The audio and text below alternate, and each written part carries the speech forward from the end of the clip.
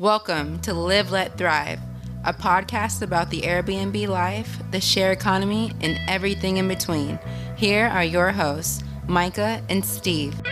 Hello, and welcome back to another exciting episode of Live, Let, Thrive. What is up, Julie? George? G'day. I can't believe I'm back again. You've let me come back. It's what an honor to be. Yeah. Micah couldn't make this one, but we're gonna have some fun with Miss Julie George, the million dollar host. And real quick, episode 262 of your favorite short-term, mid-term, long-term rental podcast in the world, coming at you from Fort Worth, Texas.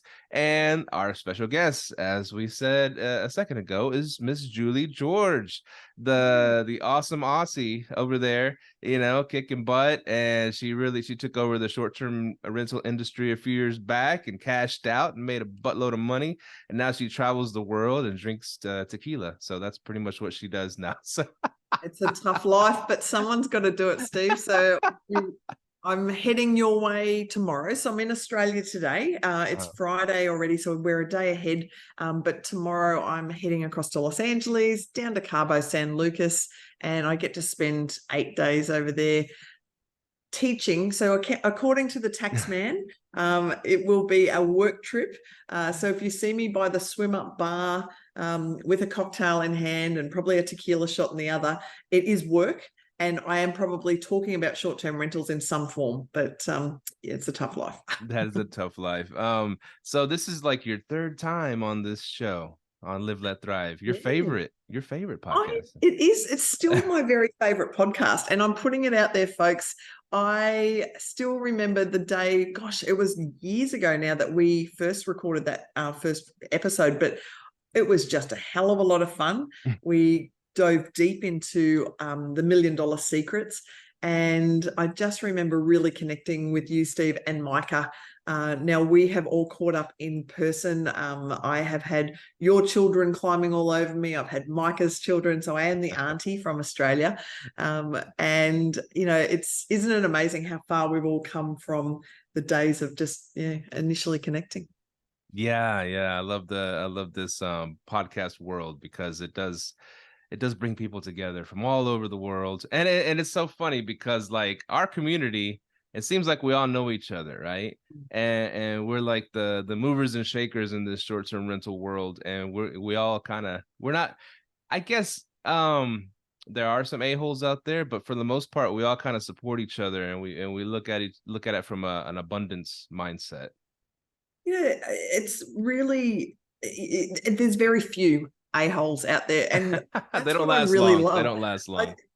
They don't last long because unless you're you're community spirited, you're supportive of each other, you're collaborative.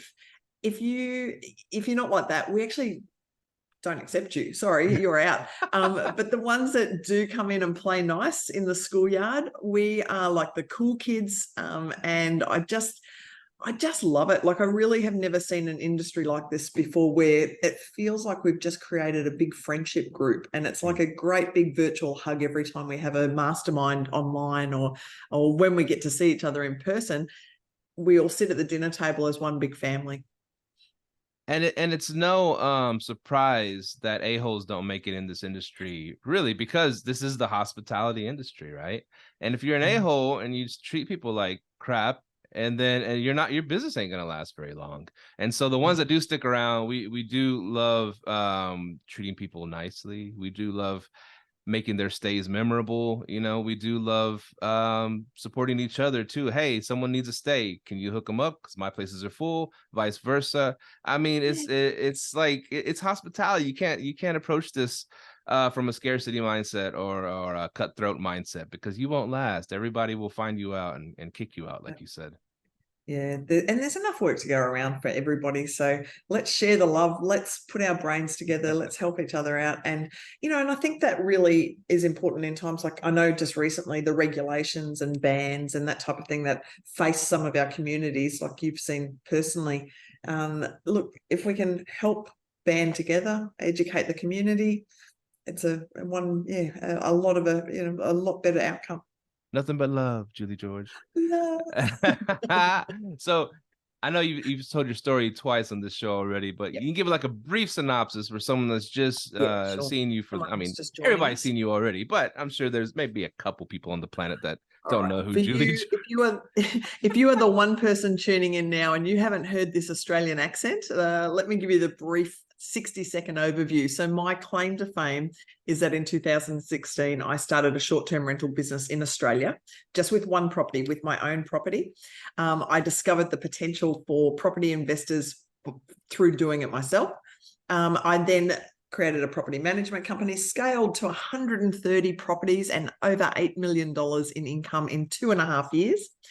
Just prior to COVID, I looked into my crystal ball and saw that there was something coming, and I sold my business. So I had a knock on the door, and at that stage, I had $1 Million Host out, which is in Steve's back. I reckon you've just stuck that up on the wall just for today. You're always there, Julie. $1 Million Host was out 2018, went bestseller, and then of course there were other opportunities, and my love really had grown for coaching and educating and being able to help others replicate that same success that I had seen. So that's what I get to do now. I get to travel the world. I get to speak up on stages, and I get to do amazing podcasts like this where hopefully one or two tips that I can give today or some advice might just help somebody fast track their own success in short-term rentals. And your book is great. It's an inspiring one. I want y'all all to go get Julie's book. Go to Amazon and she gets all the money from it. No, I'm just kidding. Amazon gets quite a chunk I do of it. on this one, but these two hospitable hosts, the second and third book that I'm in, all money goes to a charity. So it goes to the Children's Hospital, St. Ormond's, and the War Child charity. So, but selfishly, the one in the middle, that comes to me, and that will help at the bar in Mexico next week. Buy Julie a shot. Buy her book. Yeah.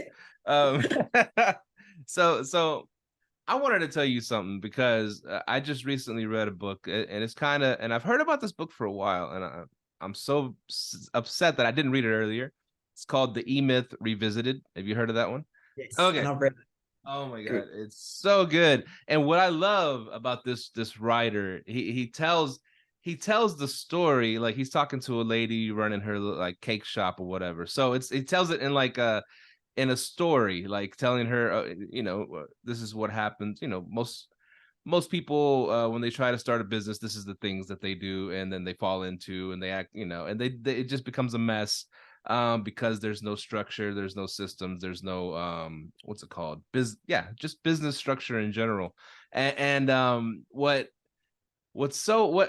inspiring, I mean, what is funny at first, because if anybody has started a business, had done a business for a while, and you go and read that book, you're like, oh shit, everything that he talked about, we did. You know what I'm saying? We started up, we didn't have roles in place.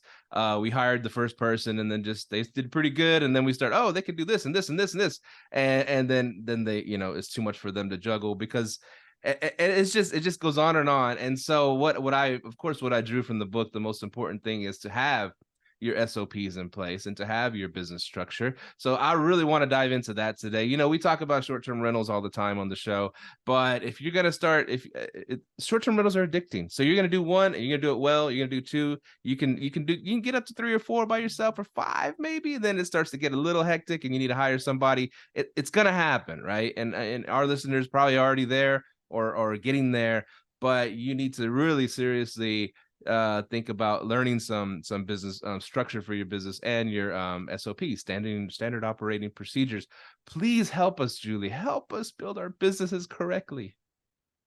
Oh, I tell you what, this is the one secret that I will always say to people is that, you just need to have a really good framework, and you need to be able to start planning your business right from the start as if you are going to be running an empire.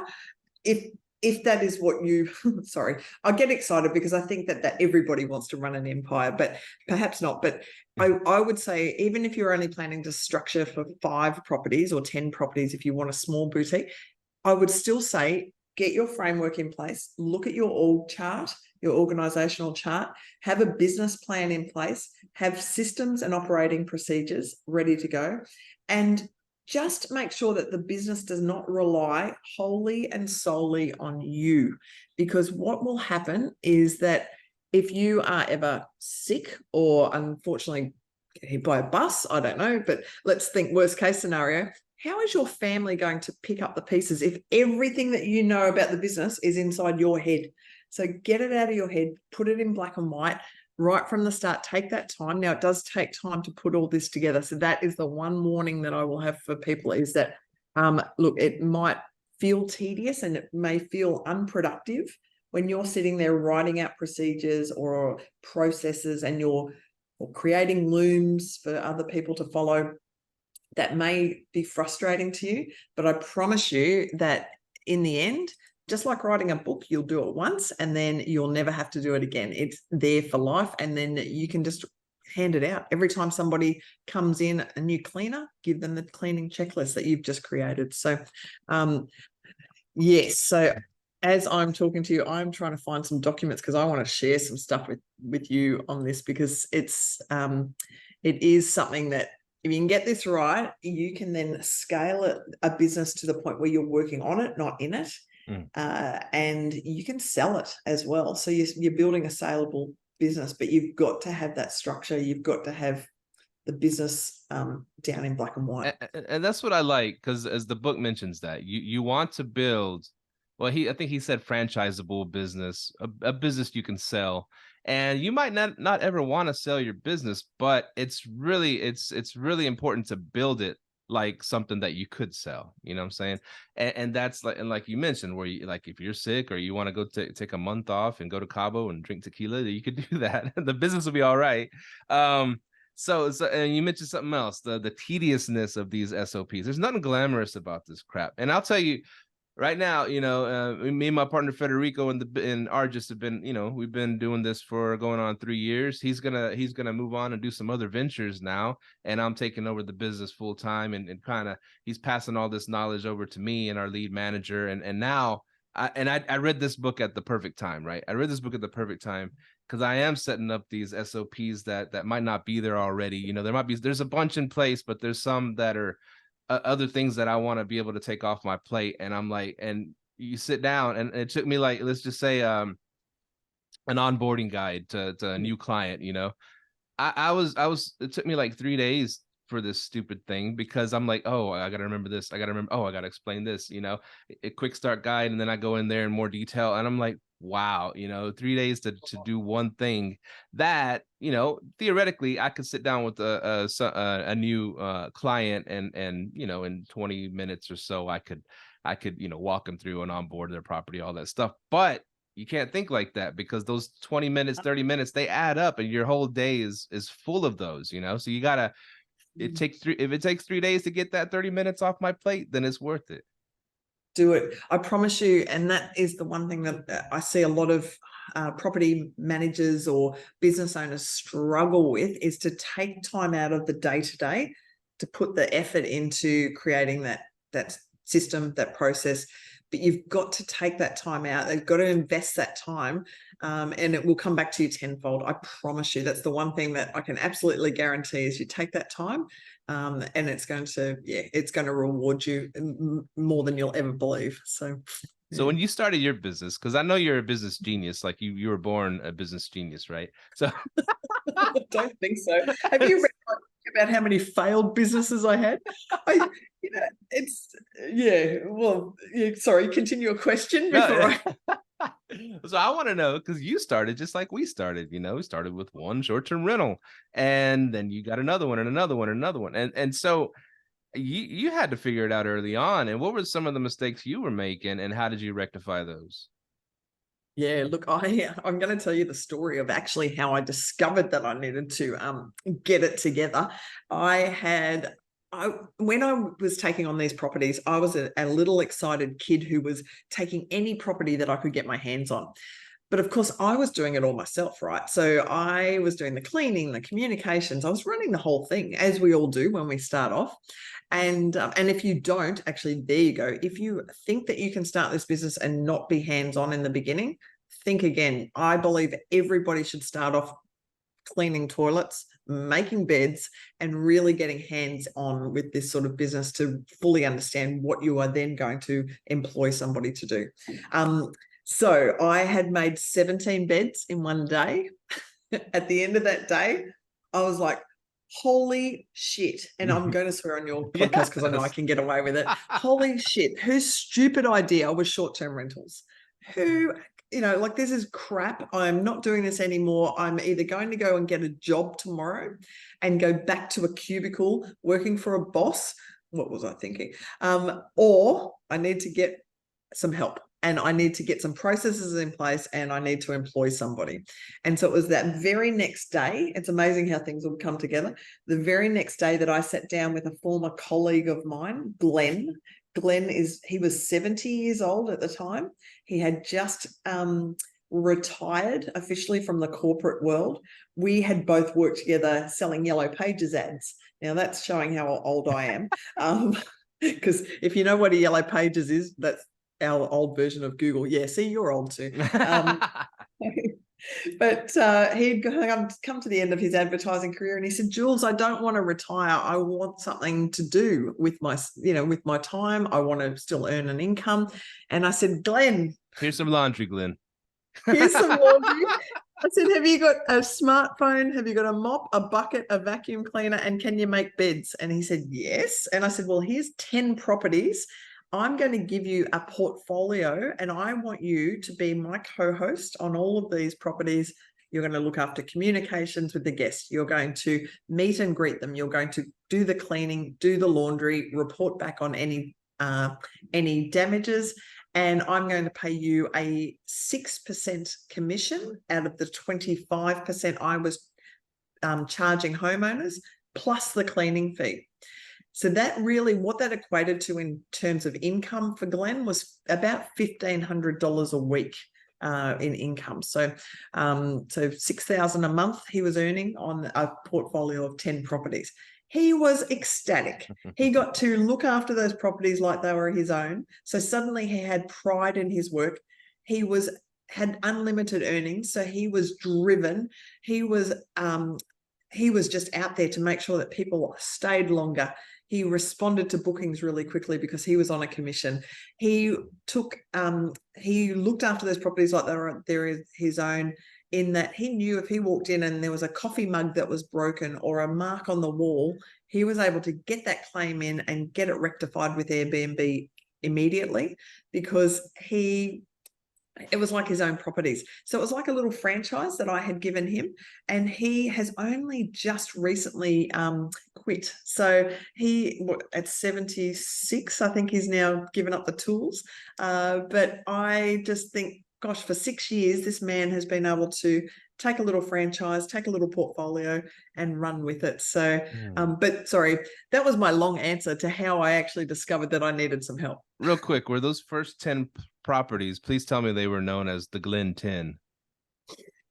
I thought you were drinking when I said. Spit my tea everywhere.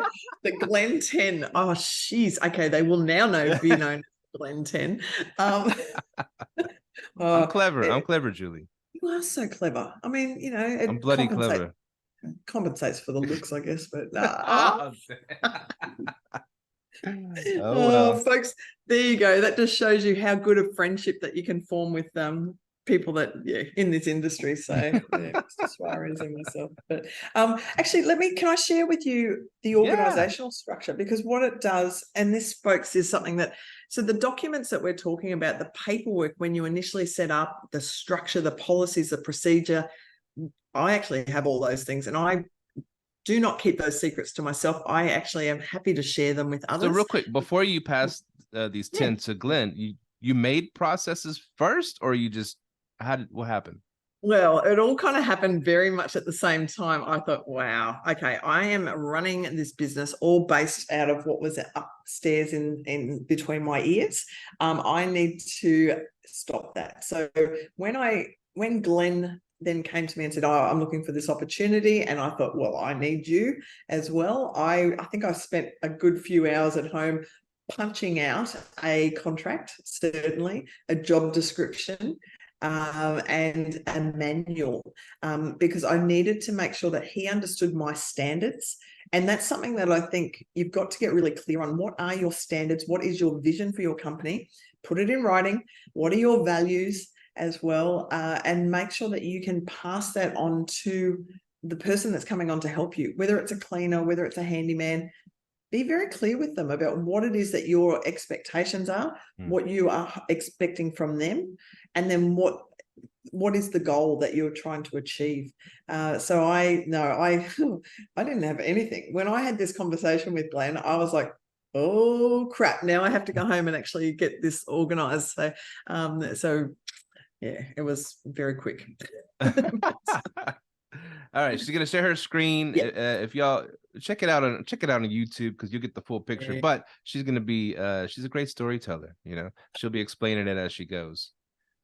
So what you see in front of you here, and folks, what I'm showing Steve for those listening in only, is just a property management organizational chart.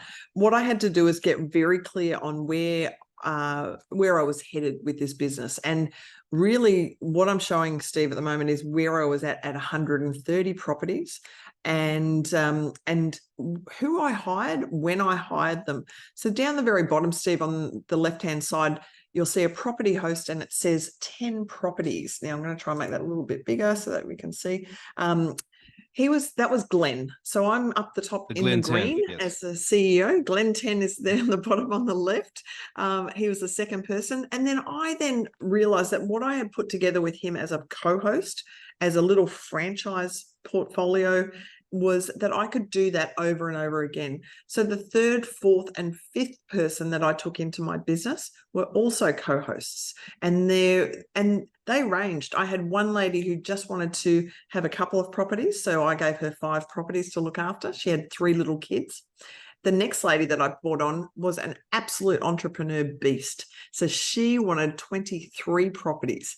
Now, I said to all of these people, I will give you properties dependent on your capabilities and your skill level. If I can see that you are reaching the targets, the KPIs, the key performance indicators of 5-star reviews on Airbnb, and you have the capability to take on another property, I will assign that property to you. However, if I see that the guest reviews are coming back with maybe a 4-star rating, 3.5 for cleaning, I will retrain you with those standards that we've put in place, with the manual that I've created. But then I will take that property off you if a bad review continues. So it was a real reward and punishment system. And I don't like that word punishment, but I really had to make sure that it was almost gamified, this franchise model. But it worked. And I can tell you that what it allowed me to do was that I could focus on what I was really good at, and that was getting properties from homeowners. As soon as I was able to onboard a property, I could pass it off to a co-host. It wasn't until I had 50 of those properties that then I employed somebody. So these co-hosts were all contractors, and they were all running their own business essentially. So I was taking them on as a contractor. But then at 50 properties, I could actually afford an employee. And that's when I took on a property manager. And you'll see that for those people looking, it's in the blue. And I did it by location. So eventually I had 2 property managers working for me on salaries. And those people were overseeing the property hosts, but they were also then assigned with the task of talking to homeowners. Because by 50 properties, I was sick of homeowners. I know that's really bad to say, but I couldn't deal with them anymore either. So yes, you get burnt out with guests and property owners, but property managers came on. They then started doing the appraisals, going and having a look at a property, putting it together an appraisal report, doing the onboarding, and then dealing with any homeowner issues. So at that stage, when I had those people in place, I had somebody who was a guest-facing person, and then somebody who was a homeowner. And for me, this structure is very different to other structures you'll see in the industry, where they have a cleaning department, a maintenance department, a marketing department, a guest services department. For me, I wanted the least amount of touch points as possible. If a guest was coming to one of my properties, I wanted them to deal with one person. If a homeowner was giving me their property, I wanted them to deal with one person. So that's how I saw it. And then what did the girl, the blonde up the top in the green, what was she doing? The CEO, counting the money and watching reviews. That was it. So so folks, if you're just looking at that, then that's my organizational chart, and actually that is available on my website if anyone wants a copy of that. But Steve, I think what you've got to do is right from the start think about long term. So as you said, it might not be to long term to sell, but if it's long term to set up, because I think a lot of us aren't getting into businesses to create a job for ourselves. We're getting into a business financial freedom and to create a lifestyle for our family. How do we do that? Exactly. And you're brave also. I just want to put it out there that you're brave for sharing that screen with all your tabs exposed. And luckily there was no porn tabs there. Thank God I had them on and I shut those down. No. Thanks for telling me now. I was looking, I was searching. Okay, she's good. She's good. No, but that's cool. I mean, yeah, it's cool how you built that, because it looks like a real organization chart. But you kind of started with the bottom levels first, right? Because you were giving the people the properties to manage, and then it got so big that you had to add a middle level. So you kind of did it in reverse, but it still worked. I mean, I really like that. I really like that approach, because you didn't want and you mentioned, like the way some companies, a lot of companies are set up, they have different divisions doing different things, and it's just it's cumbersome. It's cumbersome, right? And if you look at and what he mentions in that book, the E-Myth, is he talks a lot about McDonald's and how the vision of the Ray Kroc or whatever, the one of the founders, was to get these entrepreneurs to open these stores and run them, and then get another one and get another one. People, he wasn't going to try to build a corporation to build 1 million McDonald's. He was getting entrepreneurs to open up their own McDonald's, and of course he was getting a piece of every single McDonald's. And that is kind of similar to what you did.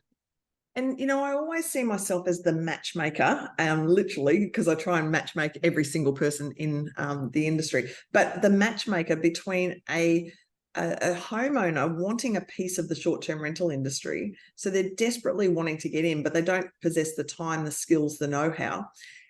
And then I'm matching them with a budding entrepreneur who just wants an opportunity. So there's a lot of us out there that want to own our own business. We want to be our own boss, but we don't know where to start. So if I can create an opportunity for somebody, and it may be, this is where I would always be on the lookout for a server in a restaurant or a customer service person at a retail shop. If I found somebody with that get up and go, that real entrepreneurial vision, they're driven, they really want their own business, they've got great eye for detail, I would actually grab them and say, come with me, I have an opportunity for you. Here's a portfolio of properties. Off you go. And of course, it just worked every time. So all I was doing was I was looking for opportunities on both sides, homeowners, entrepreneurs, boom, put them together. And you think about these big companies, that's exactly like what you just mentioned, McDonald's franchises, entrepreneurs, business opportunity, boom, together. And you take a little piece of the pie in the middle. It's exactly what Airbnb is doing. They're matching homeowners with guests. They don't own property, but they're making a hell of a lot of money by being the marketing engine and the matchmaker in the middle. Sorry, Australia's burning down by the sounds of that. Oh no. Man, it's so funny, because I've always considered myself the same kind of person, a matchmaker.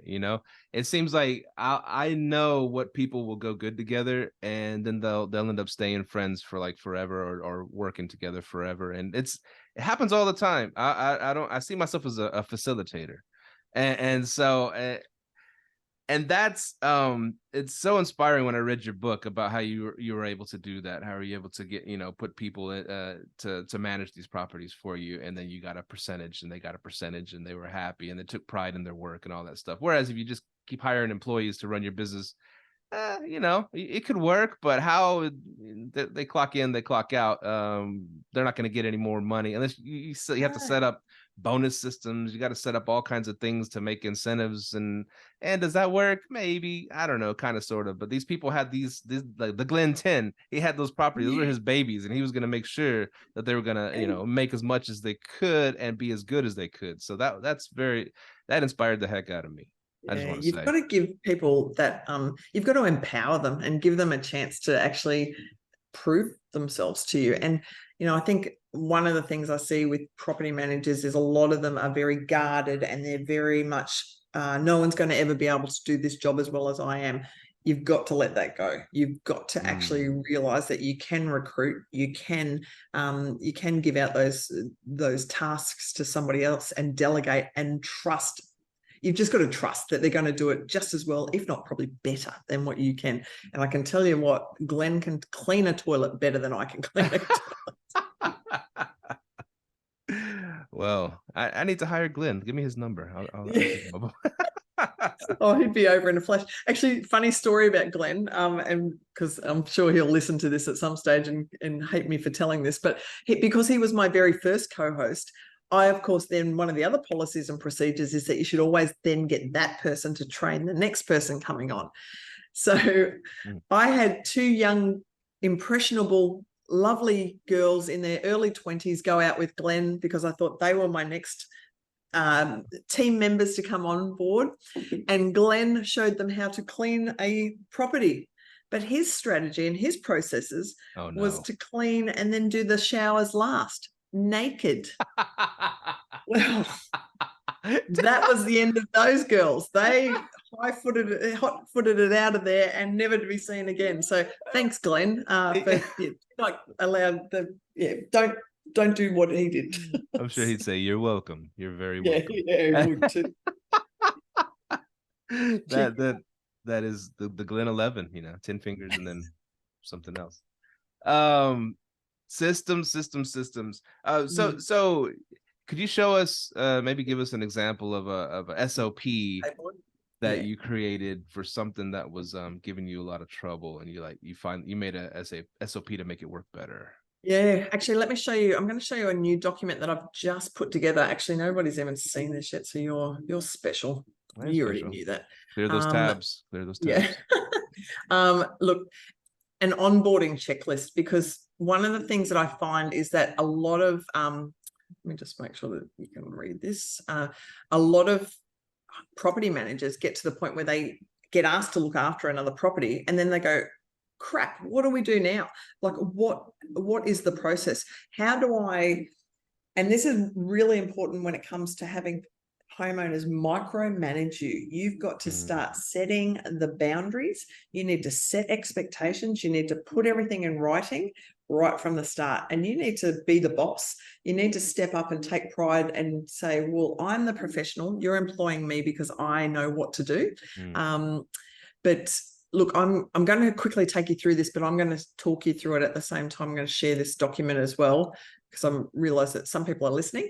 It's an onboarding checklist, and this is for property managers taking on a property from the start. So firstly, I talk about doing a physical inspection of a property. You need to actually get out and have a look at a property, because what you're doing then, you're not only looking at the property, you're meeting a homeowner for the first time. You need to test both. Are you happy with the property, and are you happy working with the property owner? You're looking for, of course, things like, how many bedrooms, bathrooms, location, all that sort of stuff. But is the property up to scratch? And, is it something that you would want to stay in yourself?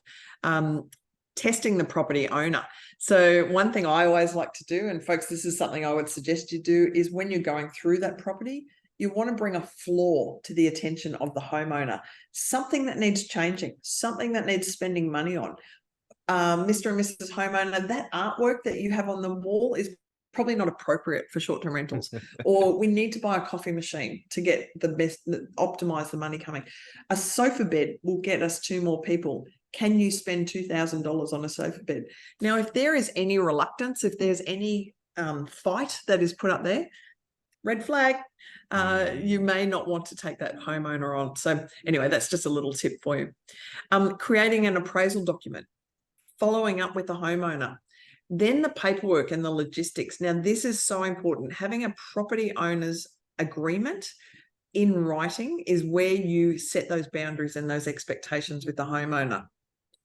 You need to, so, and this is, I've got it up on screen for those people looking, that document needs to have, we need to be able to see that they've got insurance. Do they have pool safety compliance, CO2 detector? You want to be able to go through and make sure you've got everything on that property that you need to know about.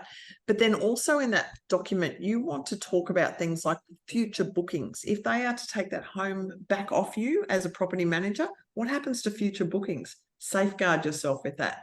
You also want to talk about things like what should be in the property when it's and like a shopping list. Give them a shopping list as a homeowner. Now, if they can't provide that, you go out and provide it. You need to be very clear on your fees and your charges as well. Real quick. Yep. Listeners out there, you're gonna want to go to YouTube and look at this, because she's just giving away tens of thousands of dollars of information right now. Seriously, and you can take some screenshots and then go do your business. Anyways, back to the free stuff. Come on, bring it.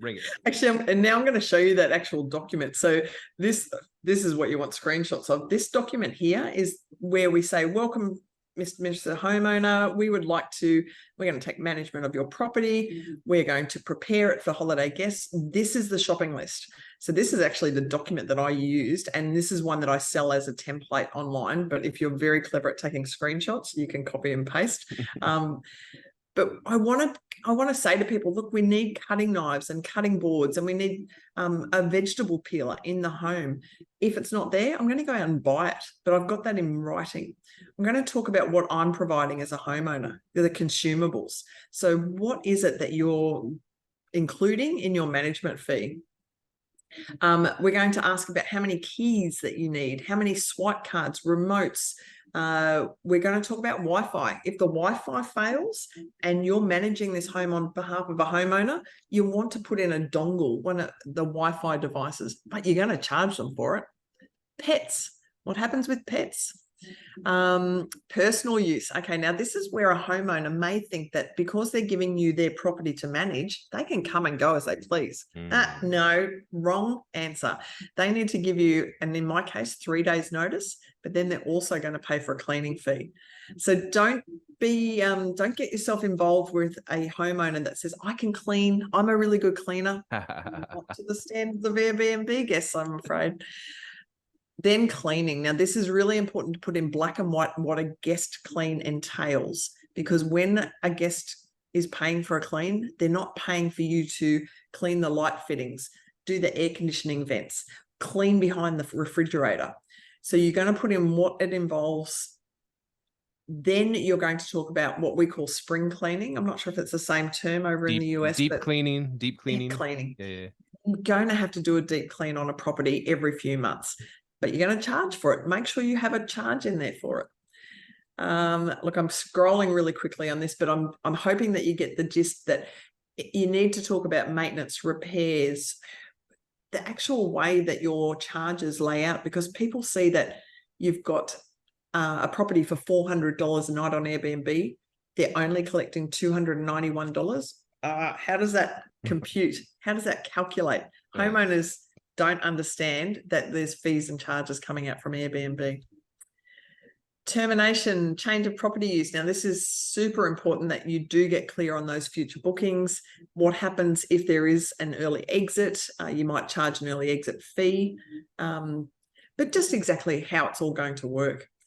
Insurance, smoke alarms, pool safety, and then, of course, the schedule of fees. And this is where you can change this every year if you want to.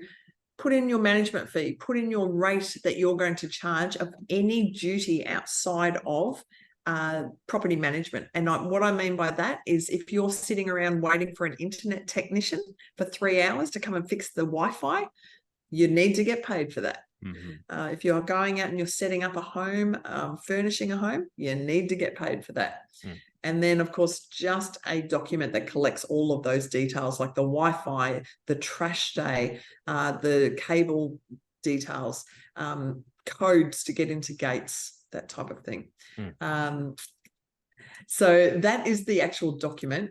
Now, what I was saying before, that process in place, though, that document is one part of that onboarding process. You need to make sure that you've got things like handover, photos, listings, all those sorts of things. Have a process in place for that whole thing, and I promise you, make your life a lot easier.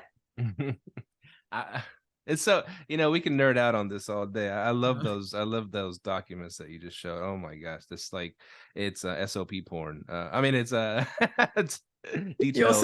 You're so married. You're so easy. Oh yeah. Never mind. So real quick, something I just point out real quick. 25% commission. I know it's. If you were gonna, start a brand new short-term rental business, would you still charge 25%? And the only reason I ask is there's so many, especially the bigger companies, they're offering 10% commission to these people that are saying, well, what about this corporation over here? They're this company, blah blah blah. No, mention no names. They're 10%. They're gonna manage my property. And you get what you pay for. That's my answer on that, because and this is where I think you've got to go in with confidence. And simplicity for a homeowner. Homeowners do not want all the added extras with fees, charges, all that sort of, and for God's sake, do not charge a homeowner for your software that you are using. Make that should be part of the commission, the fee that, so I see a lot of property owners trying to on-charge their PMS or their channel manager subscription to a homeowner. No, that's part of your running cost for your business. So, right. But I would say, yes, I would absolutely go with the highest amount that I could charge. And that would be, 25% in my location. But I think what you've got to do is research your area. Some areas you might only be able to push 18% or 20%, but you are doing a hell of a lot of work. You're 24/7. You are including, in my case, it was the consumables. You are going to be looking after their property like it is your own. You're offering a great service, and at the end of the day, you get what you pay for. Now another thing, because the people you put in place, the franchisees to manage this, 10 properties here, 20 here, 15 here, they had to live local to those properties, right? Correct. So would your systems work being like a remote host? They would, but guess what? What we need to do then, I'm going to show you another document. You're going to love this. Holy moly. I actually think that this podcast, I'm probably giving more details away than any other podcast. I must be in a good mood today. So I am going to show you exactly what you do in that case. And this is... that's not the right document. What you need to do is you just need to increase the commission. So what I did is I increased the commission to a 10% payout to that property host, because what I need them to do is I want them to, and sorry, I'm going to just find this a host contract. Here we go. All right, here's the gold. Yeah, folks, get on YouTube. If you can copy and paste all this stuff, you're going to love what I'm about to show you now. So rural hosts. Okay, so this is where you could do this same organizational structure anywhere in the world. But what I want you to have a look at is this section here, the rural hosts. So what I would do if they are all rural, I would add another 4% commission to them to pay out.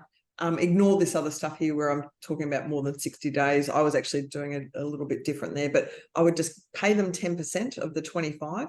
But I would say additionally, I would have them sourcing properties. They would have to go out and market and cold call or look for properties to take on into our portfolio.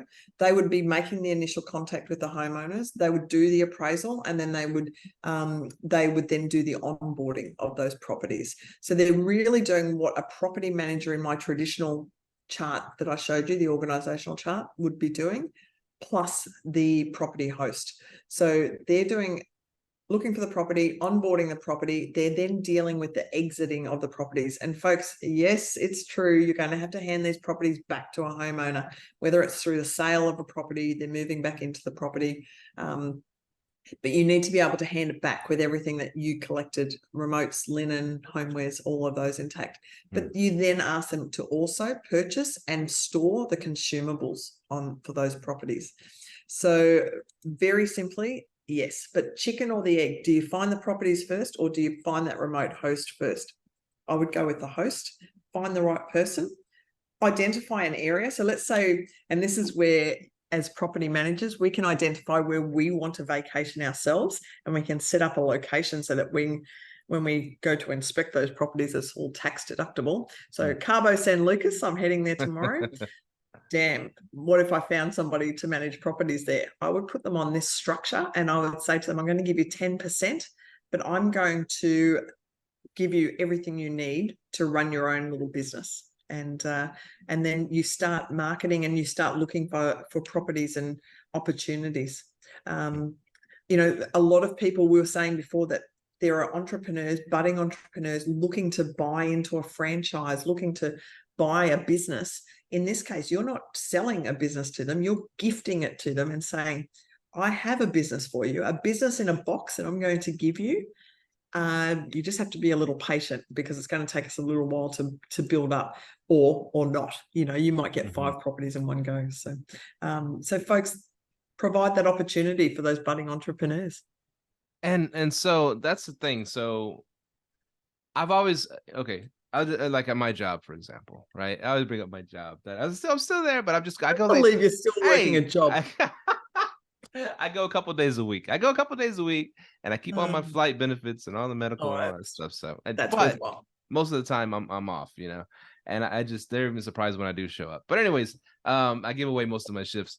But anyways, well, people know me as the Airbnb guy, the short-term rental guy. They ask me all these questions, and I've been through so many people at my job asking me, and they're like, okay, maybe this person has what it takes, and then they lose interest, and I'll even say, hey, here's some properties over here. I know where there's going to be some arbitrages coming up. Oh, well, I can't because of this and this. Okay, I guess it, you know. Only one person at my job, and I mentioned, shout out to Shannon. He's the only one that actually started his first Airbnb in Shreveport, and he just he's killing it. I got him onto the midterm space because I'm big on the midterm. I got the insurance connections and stuff, and he got his first like $8,000 booking, so he's so excited. You know, he's addicted now. Yeah, so.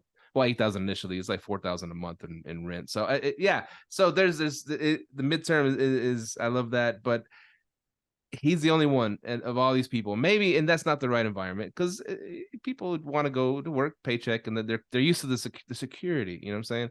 So how do you just go find? I guess you get in Facebook groups. There's people out there in the Airbnb short-term rental Facebook groups. Or how do you find people that will actually do the job for you? You know? Yeah. And you hit it on the head. There are two types of people in this world. There are people that like to be employees and are scared of losing their job and that security. And there are entrepreneurs who are scared of ever having to get a job. So they're the two. Now, you and I fall into that second category, although you are still dabbling in the security of a job. But I think what you've got to do is you've got to just keep your eyes peeled for those people who are constantly either talking about being their own boss or just willing to take that risk and that leap of faith. Now, a great option is to find somebody who has already dabbled in Airbnb and short-term rentals themselves, and they may have one property that they're running. They just don't have the mindset, the brain, the business in a box that you're going to present to them. But once you do, they're the ones who just get it, and they're just going to run with it. A very good place to look for these entrepreneurs are parents of school-aged children. And I think that there's a lot of lost opportunity there that, you know, the busiest time of the day for us as short-term rental hosts is school hours. And so with that comes the opportunity that maybe there's a parent at your local school or somebody that has little kids that might just want an opportunity. Maybe they've been out of the workforce for long enough that they've lost that dream of getting back into a cubicle again, and that they would like to have that flexibility where they can perhaps sometimes take the kids to work with them. And that's what we have got. We've got that opportunity to say, here's 2 properties. I want you to look after everything about these properties. And yes, you can take your children to the properties if you want while you clean them. And I would say to people, I don't care how you clean them. If you clean them yourself, you have your kids help you, or if you outsource that. But my contract is with you as a host, and I just need it done. I need the cleaning done. I need the laundry done, and I need it to be at a 5-star level. That's it. So very clear expectations, key performance indicators, but look for parents, look for senior citizens, look for students that may be studying, but they just want some side income. But you're looking for the attitude, you're looking for the mindset of being an entrepreneur. They can think big, they've got a good eye for detail, they can clean, and that they've got good communication. Now, one person I did employ, their messaging was great in the mornings, but in the afternoons, they started slurring their words. They were drinking. So don't employ drunks either. Yeah, let's not employ ourselves. No, I wouldn't employ. What do you want? Yeah. So wow, so much great information. I guess I get. We've been in this industry for a while, right? And we've been on those Facebook groups and stuff like that. And I'm not. That's why I was asking. It's like it seems like it's just a place for hosts to go or host to bitch and moan and say, "Oh, Airbnb's unfair. Airbnb's this, and it's so bad." And blah, blah, look at the, they're just it's so much negativity. So I'm like, I would definitely not want to employ one of them to run my things because they're just gonna find the negative and everything. So it is discouraging to see that out there in those groups, right? And so that's why I was wondering where's a good place. And I something came to my mind. And bing, and my nephew has been really, really asking me a lot about this, and he's fascinated by it. And I'm like, you know what? Why not? I can give him some properties. You handle these 100%. This is how you do it. This is exactly how you do it. I'm going to steal Julie George's stuff, and then and then I'm gonna give him some properties, and that's freaking perfect. Because there's no cost or risk to you, really. Like, just give people a go, and that's why I set it up this way. When I started my business, I had no money, I had no investors, I didn't have any. I was really risking. Like, I didn't want to be able to have to pay someone's salary. So, but in this model, your nephew, for example, can come on, take a couple of properties. You will soon know if he's got the goods or not, because you look at those, all you're doing is watching the reviews. If the reviews come through and he's getting 5 stars, great, load him up with another property. If it's coming back saying that he's 3-star cleaning, train him again, like give him another go, because we've got to give people a chance. But if it continues to be bad, sorry, you're not doing the job, and you're not up to the task.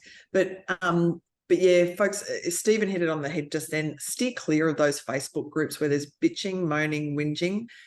Go and find people that enhance your life and that make your life like that a joy to be around, and that give you energy when you're around them. They are out there. You just need to find them. And whether it might be a local meetup that you organize in your area, just to meet some fellow hosts in the area, and just to give them support, like we were saying before, give them that group hug. But perhaps they may be looking for an opportunity to take on more properties. They just need your expertise as the Airbnb guru to provide that. The guru. Thank you very much. That is so cool. And so let's get to the teaching aspect. You're out there teaching, you're out there traveling the world. Tell us all about that fun stuff. And why do you do it? You don't have to do it. You're a billionaire already. What the hell? Yeah. Don't believe everything you read on the book cover. So I'm yes, look, folks, I'm out there now teaching people exactly. You've had a little snippet of what I show people in the last hour, and in fact, look, you may not even need me now that you've watched this episode. You just need to watch it about 4 more times and slow it down and screenshot everything. But I am doing one-on-one coaching with people, and I like to dive into their business and go, all right, Argus Rentals, show me your paperwork, show me your income statements, show me your expenses. I want to be fully immersed. So when I'm coaching one-on-one, it's I'm not the cheapest, but I'm certainly not the most expensive coach out there. But I want to work with only 5 or 6 companies at a time, and I'm going to just jump in and help you as if it's my own business. Now, the other thing that I've got going on at the moment, which is amazing, if I must say so myself, is a mastermind community that I've just created, and it's for anybody in the short-term rental industry. I'm talking hosts, vendors, software companies. If you've got an interest in the short-term rental space, I have created what I like to call, it's like Clubhouse, our old Clubhouse days, mixed with Slack on crack. So it's a website, it's an app that you can access 24/7. You can have me answering your questions 24/7. You can have my assistant helping you out. We're sharing all the documents, all the templates that I've just shown you. You've got members in that community like Dr. Rachel Gainsborough. You've got people like Will Slickers. You've got incredibly well-known people in the community that you can reach out to as well. And you've got that positive community aspect. We hold monthly Zoom meetings, and now we just did artificial intelligence. We're about to do one on how to be found on Google. So anyone who's got a direct website needs to be in on that meeting. And at the moment, I've got a very discounted price of $850 US for the year for that that community. So, and folks, look, if you want that, if you listen to this podcast and you'd like in on that, I just need you to either connect with me on social media or send me an email and say, I've just listened to Live, Let Thrive. I want to come into your community. I'll honor that $850 for the next, well, let's say the next 2 months. I'll put that out to any of your listeners because what it will do is it's going to go up to $3,500 as the normal price for that community. But Steve, I'm going to be pulling you and Micah into that community as well. We're hopping on there. Yeah, that's I would love to see you, but it's really a replacement. We used to go to Clubhouse to all connect with each other.